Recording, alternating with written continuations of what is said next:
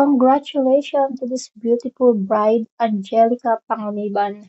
The woman is now a woman. Disclaimer, ang mga larawan o video na mapapanood nyo ay hindi pag-aari ng uploader.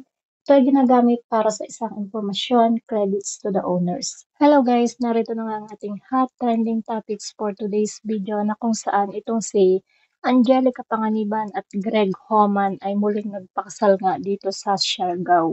Talaga nga naman guys na star-studded ang kanilang kasal dahil dinaluhan ito ng mga malalapit nilang kaibigan mula sa showbiz, mga big bosses na nakatrabaho, pati na rin ng kanilang mga friends and families outside showbiz. April 19 pa lang ay marami na ang present sa mga bisita ni na Angelica at Greg para sa all-white dinner party bago ang kanilang kasal. Ilang oras bago ang kasal ay nag-post ang malapit na kaibigan ng aktres na si Ann Curtis. So excited for later, I am Angelica, Greg Homan, and Little Bian. Baka maiyak me. This is it, kambal, saad ni Ann kalakip ang mga larawan nakuha sa wedding venue ni Angelica at Greg. Bago pa nga guys ang kanilang kasal ay pinagkalooban na sila ng anak na babae at ito ay si Amila Sabin o mas kilala bilang Baby Bian. Matatandaan nga guys na unang inanunsyo na ang kanilang engagement noong October 2022. Naganap naman ang una nilang kasal noong December 31, 2023 sa Los Angeles, California, USA. Ilan sa mga celebrity na spotted sa wedding ni na Angelica at Greg ay sina Ann Curtis, Bella Padilla, Kim Chiu, Glyza De Castro, Maxine Magalona at marami pang iba. Samantala guys, talaga naman nag-enjoy ang actress-director na si Bella Padilla sa nagdaang pangalawang kasal ni na Angelica at Greg. Sa kanyang latest post nga ay ipinost niya sa kanya Instagram ang mga nakuhang larawan habang ipinagdiriwang ang pagmamahalan ng dalawa. Bukod sa mga larawan nga ay may mga videos rin ang mga kaganapan sa kasal na ipinost nga nitong si Bella Padilla. Please get married every year. I am Angelica and at Greg Homan. Laughing and heart emoji panimula ng actress. Pagpapatuloy nga ni Bella, it was so lovely to witness your wedding ceremony the second time around. Aniya, sobrang heartfelt, meaningful at intimate ang kasal ng dalawa na talagang na-enjoy niya. Thank you for bringing the best people together for the perfect party and for having me and Nasser witness your love, pagbabahagi pa ni Bella. Super happy rin siya dahil nakabanding niya rin ang iba pang kaibigan at kapamilya ni Angelica na hindi siya itinuring na iba.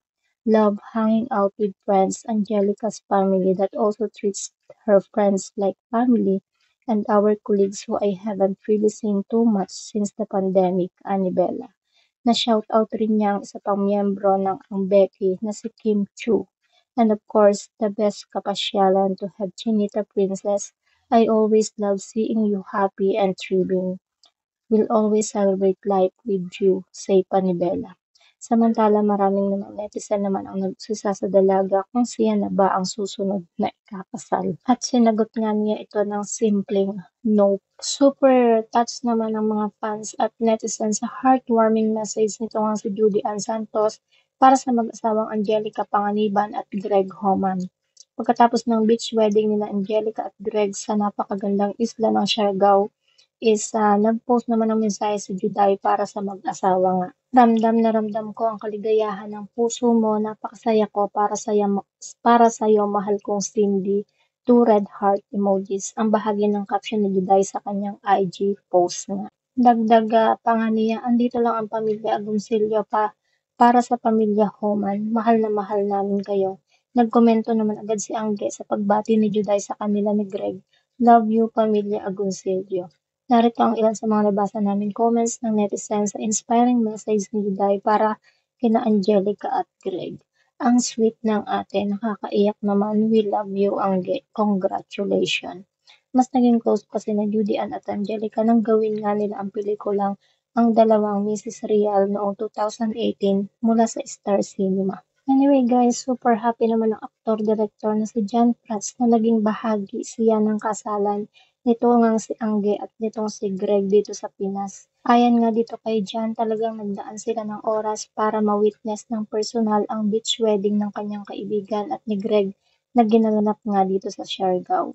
Naging close nga itong sina Jan at Angelica na magsama sila sa dating comedy show ng ABS-CBN na Banana Sunday. Sa kanyang IG account, nag-post si Jan ng ilang litrato na kuha sa ganaganap na wedding nga. Dito nga ipinost ni Jan ang pagiging ring bearer kina Angelica at Greg. Ang caption ni Jan, "To my pets, sobrang saya naming lahat para sa inyo ni Greg Homan. Sobrang saya din ng mga puso namin na makita ang mga ngiti nyo. Mabuhay ang bagong kasal. It was an honor na naging ring bearer nyo ako. I love you. I am Angelica and at Greg Homan," aniya. Anyway, guys, best wishes to Homan couple, praying and wishing that your continuous happiness, love, and care to each other will last forever and ever till death do us part. So that's it, guys, for our hot trending topics for today's video. And sama-sama nating i-congratulate nga itong si Angelica Panganiban and itong si Greg Homan for the second time around ng kanilang kasal. So, yun nga guys, kung hindi pa kayo nakasubscribe sa aking YouTube channel, kindly hit the notification bell, like, and share. Maraming salamat sa walang sawang suporta. Ingat po ang lahat and God bless.